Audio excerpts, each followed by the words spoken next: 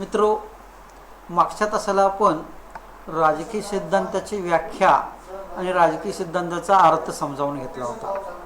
या तासाला आपल्याला राजकीय सिद्धांताची व्याप्ती समजावून घ्यायची आहे. राजकीय सिद्धांताची व्याप्ती म्हणजे काय? कुठल्या विषयाची व्याप्ती म्हणजे त्या विषयाची लांबी, रुंदी, खोली. त्या विषयामध्ये जे अभ्यास विषय असतात ते कोणकोणते हे त्याच्या व्याप्तीवरून ठरतात. या तासाला आपण राजकीय सिद्धांताची व्याप्ती समजावून घेत असताना त्याच्यामध्ये कोणकोणत्या विषयाचा समावेश होतो हे समजावून घेणार आहोत.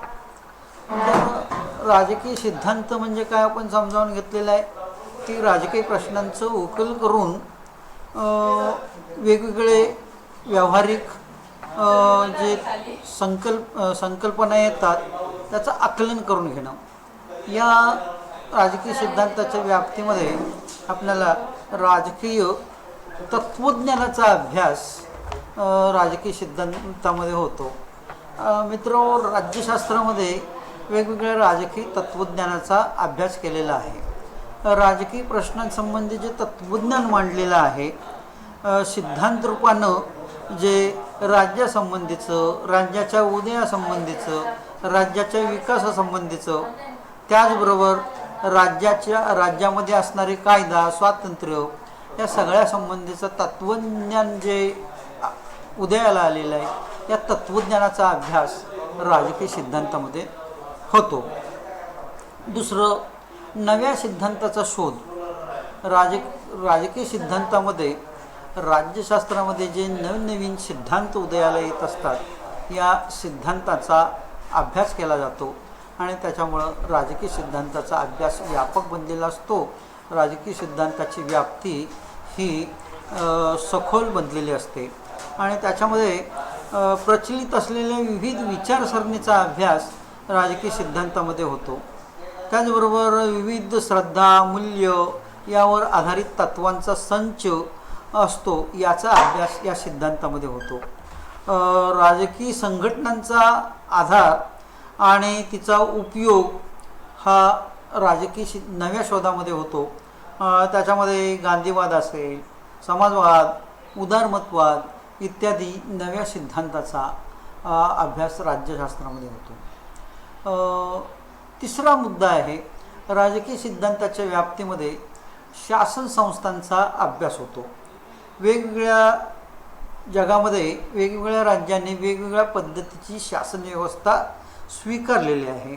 त्यामध्ये शासन व्यवस्था, तिचं वर्गीकरण आणि तिचं विश्लेषण, त्याबाबतचे सिद्धांत, कार्यकारी मंडळ, कायदे मंडळ, न्यायमंडळ, त्यांचा परस्परांचे संबंध, त्यांची कार्य, शासन व्यवस्थेचे प्रकार, संघराज्य या सर्वांचा अभ्यास हा शासन व्यवस्थेमध्ये होतो.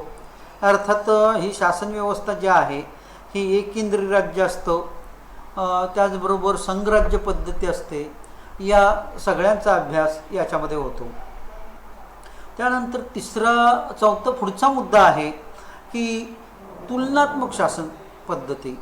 राजकीय सिद्धांताच्या अभ्यासामध्ये आपल्याला तुलना करून योग्य अयोग्य निवडता येतं आणि म्हणून तुलनात्मक पद्धतीचं अध्ययन हे राजकीय सिद्धांतामध्ये होत असतं.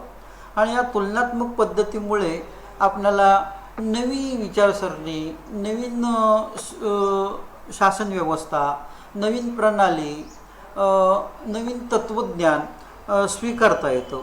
आणि त्यामुळं राजकीय सिद्धांतामध्ये वेगवेगळ्या देशातील शासन व्यवस्था, त्यांचं स्वरूप, राज्यघटना, त्यांचा तुलनात्मक अभ्यास आणि हे सगळं करून त्याच्यातून आपल्याला चांगलं निवडता येतं आणि आपली राजकीय व्यवस्था सुधारता येते. राजकीय सिद्धांताच्या व्याप्तीमध्ये पुढचा मुद्दा आपल्याला विचारात घ्यावा लागेल. त्याच्यामध्ये राजकीय व्यवस्थेला आधारभूत विचार प्रणालीचा अभ्यास या राजकीय सिद्धांतामध्ये केला जातो. कारण कोणती शासन व्यवस्था ही विचार प्रणालीवर आधारलेली असते. त्या शासन व्यवस्थेने विचार प्रणाली स्वीकारलेली असते. राजकीय सिद्धांतामध्ये राजकीय व्यवस्थेच्या आधारभूत विचारप्रणालीचा अभ्यास करण्यात येतो. उदाहरणार्थ भारतीय राजकीय व्यवस्थेमध्ये संसदीय शासन पद्धती,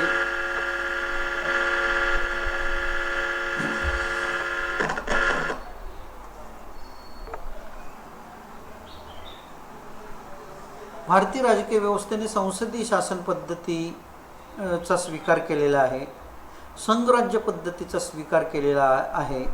तरीसुद्धा कार्यपद्धती जी आहे ही अमेरिकेच्या शासन पद्धतीपेक्षा वेगळी आहे. आपल्याला जी व्यवस्था रुचेल, आपल्याला अंगवळणी पडेल तशा पद्धतीने त्याच्यामध्ये बदल करावा लागेल. जरी संसदीय शासन पद्धती स्वीकारली असली तरी इंग्लंडच्या धर्तीची संसदीय शासन पद्धती आपण स्वीकारलेली नाही, तर आपल्याला भारतीय पद्धतीची संसदीय शासन पद्धती आम्ही स्वीकारलेल्या आहे. काही गोष्टी एकात्म आहेत आणि काही गोष्टी संसदीय पद्धतीच्या स्वीकारलेल्या आहेत. संघराज्य हे अमेरिकन पद्धतीचं स्वीकारलेलं नाही आहे, आम्ही संघराज्यामध्ये बदल करून स्वीकारलेला आहे. आणि म्हणून विचारप्रणाली हा शासन व्यवस्थेचा आधार असतो, त्याचा अभ्यास राज्यशास्त्रामध्ये होतो आणि म्हणून राजकीय सिद्धांताची व्याप्ती वाढलेली दिसते.